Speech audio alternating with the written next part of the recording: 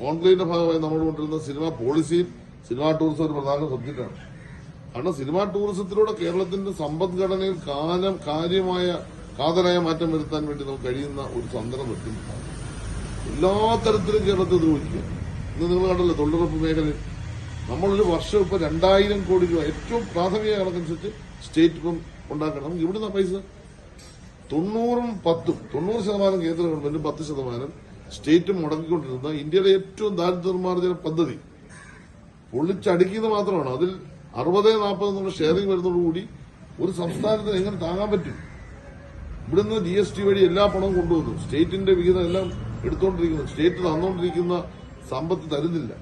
എന്നാൽ സ്വന്തം കാലിൽ നിന്ന് ഏതെങ്കിലും തരത്തിൽ 10 പൈസ സംസ്ഥാനത്തിന്റെ വളർച്ചയ്ക്ക് വേണ്ടി ഉണ്ടാക്കിയെടുക്കാൻ വേണ്ടി നടത്തുന്ന ഇത്തരം പരിശ്രമങ്ങളെല്ലാം പൊളിക്കുക. ഇനി ആരെങ്കിലും രാജ്യാന്തര മേള കാണാൻ വരുമോ? ഏതെങ്കിലും ആള് സിനിമാ ടൂറിസത്തിന്റെ ഭാഗമായി കേരളത്തിലേക്ക് വരുമോ? അടുത്ത പ്രാവശ്യം മേള നടക്കുമോ? എനിക്ക് ആശങ്കയാണ്. അതുകൊണ്ട് ശക്തമായ പ്രതിഷേധം ഞാൻ രേഖപ്പെടുത്തുന്നു. അടിയന്തരമായി കേന്ദ്ര ഗവൺമെന്റ് ഈ ബ്രോഡ്കാസ്റ്റിംഗ് മിനിസ്ട്രി അടിയന്തരമായി ഇക്കാര്യത്തിൽ ഇടപെടണം. എല്ലാ സിനിമയും കേരളത്തിൽ കാണാനുള്ള അവകാശം ഇത് നമ്മുടെ മൌലികമായ അവകാശമാണ്. ആ മൌലികമായ അവകാശത്തെ ഒരിക്കലും ഇന്ത്യൻ ജനാധിപത്യം എത്ര മാത്രം മാതൃകാപരമാണ് ലോകത്ത്.